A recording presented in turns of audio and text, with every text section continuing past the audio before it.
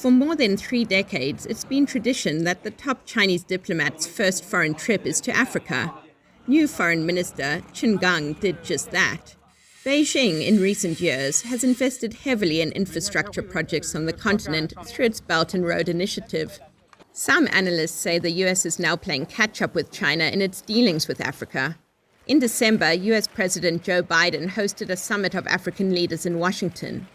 China does not see itself in competition with the US in Africa, said Qin while visiting Ethiopia.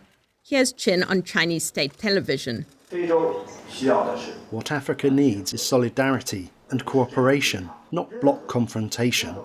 No person or country has the right to force African countries or African people to take sides.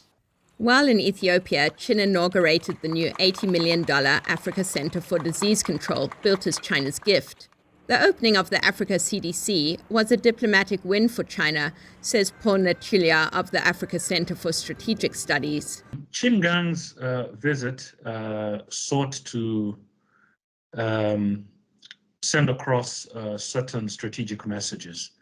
The first being that the relationship between China and Africa is stable, it's multifaceted, and it's well anchored.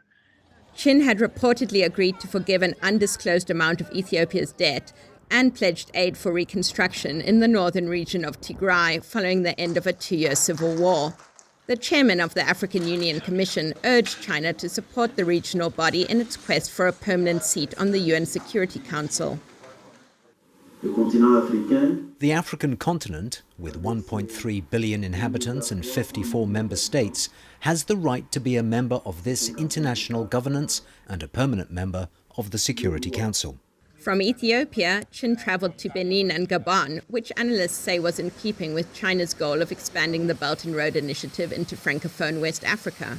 He stopped in Angola, a key security partner, and then traveled to Egypt, strategically important to China because of its numerous investments there, including in the new administrative capital being built outside Cairo and the Suez Canal. Qin held meetings not only with Egyptian government officials, but with the Arab League, expressing his desire for an end to the Israel-Palestinian conflict. Analysts say Qin may be a different kind of foreign minister than his predecessors.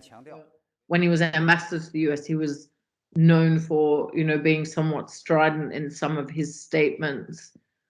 Maybe he's come away from the US with his own perspective from engaging in those policy circles. So maybe he has some quite different angles and views on global diplomacy, just based even on that.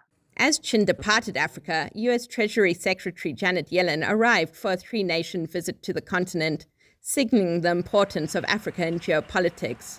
Kate Bartlett for VOANews, Johannesburg.